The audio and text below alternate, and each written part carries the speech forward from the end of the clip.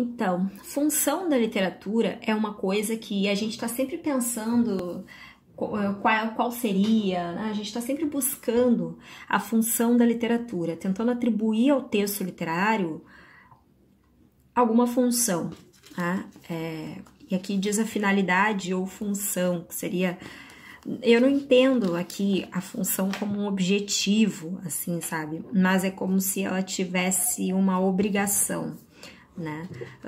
Pergunta que no transcurso das diversas sociedades e culturas tem recebido múltiplas e desencontradas respostas e que certamente há de suscitar no futuro a mesma disparidade de soluções. Enfim, é uma quantidade enorme de perguntas e de soluções que se tem proposto aí para responder sobre as funções da literatura. A teoria da literatura tende a atender a esta multiplicidade de aspectos do fenômeno literário, sem a tentação de reduzir a riqueza e a diversidade das formas e das ideias da arte literária a uma fórmula abstrata e descarnada, né? Então, no caso assim, o que ele quer dizer aqui? Que a teoria da literatura tenta, na verdade, atender a essa multiplicidade de aspectos do que seria o fenômeno literário e para que seria, né? Qual seria a função, quais seriam os objetivos, para que escrever, para quem escrever, com qual objetivo, para quê, né?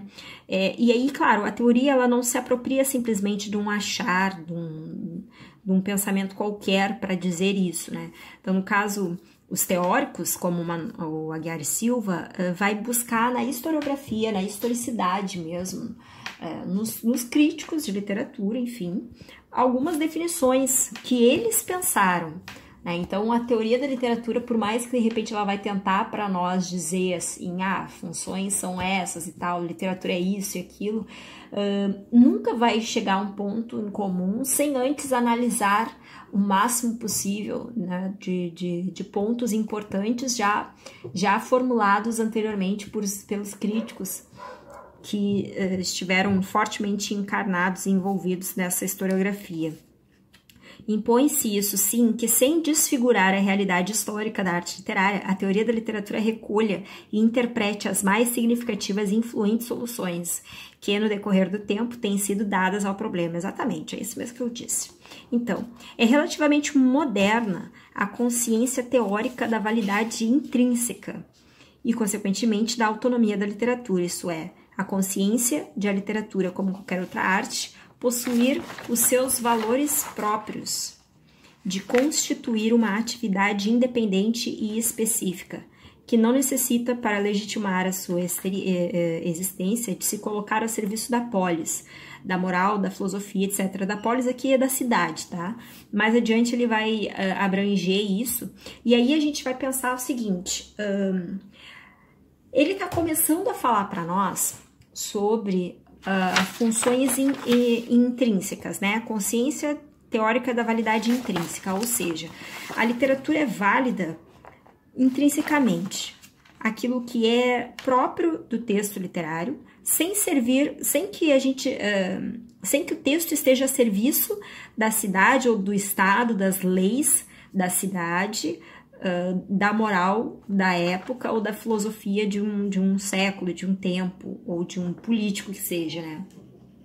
É claro que o homem de letras de qualquer época teve quase sempre consciência do caráter próprio e da dignidade do seu mistério de escritor, mas faltou-lhe até época não muito distante a consciência de que a sua arte poderia ser julgada e valorada em função unicamente de elementos estéticos. Então aqui ele está começando a mostrar para nós um lado, né, de uma linha de pensamento. Essa linha de pensamento acredita na literatura com os seus aspectos e as suas funções intrínsecas, certo? Os conhecidos versos de Horácio, que assinalam como finalidade da poesia. Bom, aqui já, né... Aqui, os poetas ou querem ser úteis ou dar prazer, ou ao mesmo tempo tratar de assunto belo e adaptado à vida. Então, aqui é como se ele estivesse colocando para nós, assim, que a literatura, né, no caso, assim, os poetas, já tinham uma noção de que a literatura teria uma finalidade por ela mesma, tá? A partir dela mesma. E aí, bem antigo já esse conceito, né, data de Horácio, há muito tempo, né, não implica um conceito de poesia autônoma, de uma poesia exclusivamente fiel a valores poéticos ao lado de uma poesia pedagógica.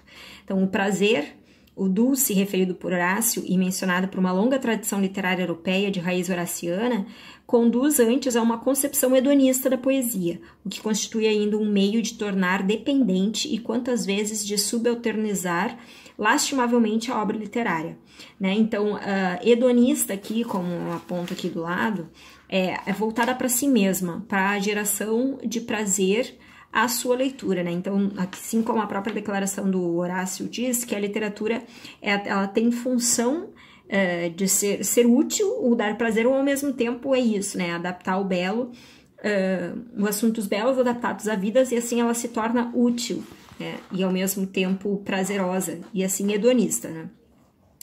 De feito, até meados do século XVIII, confere-se à literatura, quase sem exceção, ou uma finalidade hedonista ou uma finalidade pedagógico-moralística. Então, aqui ele já está colocando, assim, a literatura com valores poéticos, de um lado, e teria que ter, né, valores pedagógicos de outro lado. Então, é como se a literatura tivesse funções distintas aqui. Uma função pedagógica de ensinar ou de educar a alma, né, do sujeito, e de outro lado, valores poéticos. Seria, além de dar prazer, né, talvez ali encantar com a sua beleza, de alguma forma. Vamos vendo isso, né? E dizemos quase sem exceção, porque alguns casos se podem mencionar nos quais se patenteia com maior ou menor acuidade a consciência da autonomia da literatura. Calímaco, por exemplo, característico representante da cultura helenística, procura e cultiva uma poesia original, rica de belos efeitos sonoros, de ritmos novos e gráceis, alheia a motivações morais. Então, além dela estar alheia a um objetivo pedagógico, a uma função pedagógica, ela não se envolve com nada do que está fora dela. Ela é plenamente intrínseca, no sentido de que na linguagem mesmo estão se buscando os efeitos, eu não sei se seriam exatamente efeitos de sentido, porque na verdade aqui o objetivo final da arte seria causar prazer, impressionar pela beleza, uma poesia original, né? Séculos mais tarde, alguns trovadores provençais transformam a sua atividade poética numa autêntica religião da arte, consagrando-se de modo total à criação do poema e ao seu aperfeiçoamento formal. Mais uma vez, literatura aqui, com essa intenção utilitária, e a utilidade aqui é sempre para o prazer e para o bem-estar do sujeito. Então, um fino conhecedor da literatura medieval, o professor Antônio Viscardi, escreve a este respeito: o que conta é a fé nova da arte, em que todos os trovadores firme e intimamente creem, que todos observam e praticam com devoção sincera. Desta fé nasce o sentido trovadoresco da arte, que é o fim de si mesma. A arte pela arte é a descoberta dos trovadores. Então, aqui, trovadores a gente pode pensar lá no início da era medieval, em que a poesia tinha um poder bem grande, assim, era um sentido artístico, né, entre os trovadores, né, entre os poetas que declamavam os seus poemas, enfim, dedicavam os seus poemas. E apesar destes e de alguns outros raros exemplos, não há dúvida de que a consciência da autonomia da literatura e da arte em geral só adquiriu força e alcançou fundamentação a partir da segunda metade do século XVIII, época desbordante de atividade intelectual em múltiplos domínios e particularmente no domínio das ideias estéticas. E aí, então, esse sujeito aqui, Baumgarten, a quem se deve a criação do vocábulo estética, foi certamente um dos primeiros pensadores a considerar a arte como um domínio específico e independente da filosofia da moral e do prazer. Então, a arte aqui, ela realmente recebe um novo estatuto, sabe? Essa data aqui é da primeira vez que eu li esse texto na faculdade, tá? Então, assim, aqui a gente vai vendo que a literatura, ali pelo século XVIII, vai receber um estatuto diferente, é arte. E a arte não é a mesma coisa que filosofia, nem com a moral, nem com o prazer, e ela vai ter as suas particularidades, né? E aí aqui, como eu apontei, né, era importante para eles fazer essa distinção, porque durante muito tempo também a filosofia foi considerada como arte, por uma escrita com estranhamento diferente, né? Então, não havia essa distinção ou especificidade do texto literário, quem disse isso é Terry Eagleton. Então, acho que isso faz parte também dessa necessidade de diferenciação, né? Sobre a imitação plástica do belo, o Carl Philip Moritz afirma que a obra de arte é um microcosmo, um todo orgânico, completo e perfeito em si mesmo, e que é precisamente belo porque não tem necessidade de ser útil. Então aqui ele também separa a utilidade da beleza.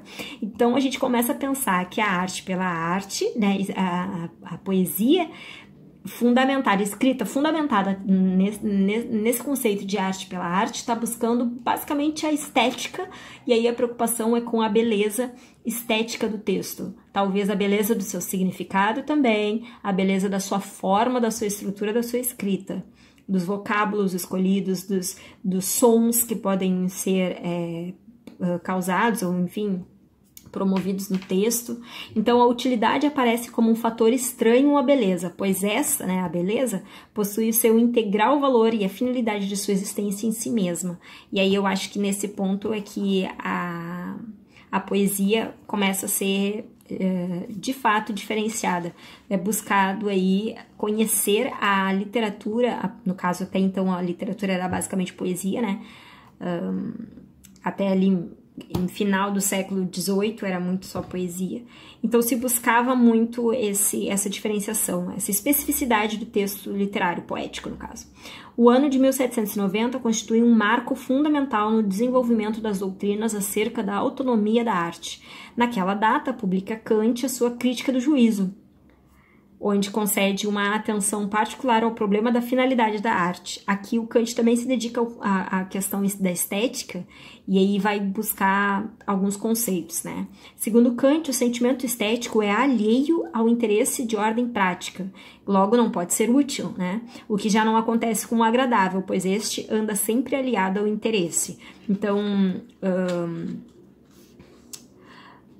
como escreve um estudioso da estética kantiana, a finalidade estética que caracteriza a beleza consiste em que a forma representativa do objeto, independentemente de qualquer desejo ou vontade, na pura contemplação, põe em movimento, num livre e harmonioso jogo, as duas faculdades que constituem a estrutura do sujeito consciente, o intelecto e a fantasia. Isso o texto literário, a poesia. Assim, enquanto na esfera da ação moral ou prática, a finalidade é concebida como objetiva, pois o objeto é o termo final da atividade, no domínio da arte, a finalidade é sempre uma finalidade sem fim. Então, no caso, para o Kant, a literatura ou a arte, ela não teria um compromisso com a realidade. Tanto que aqui ele fala a fantasia, né? Então, é claro que envolve o intelecto, mas a fantasia também é acima de tudo, né? Então, além desse deleite, da questão do prazer mesmo, sem a menor função de ser útil, de utilidade. Então, essa finalidade realizada num plano de pura contemplação e sem que importe a existência empírica do objeto em si mesmo. A existência do objeto pode ser não necessariamente a existência do texto literário, mas aquilo de que o texto está falando, ou seja, a realidade, tá? E o prazer decorrente da experiência estética será uma satisfação desinteressada, porque para Kant não pode rolar esse interesse, né? Esse interesse pelo mundo real, né? Pela representação, aquilo que é representado. Né? Então é desinteressado, um prazer isento da intromissão do desejo e da vontade. É interessante pensar como eles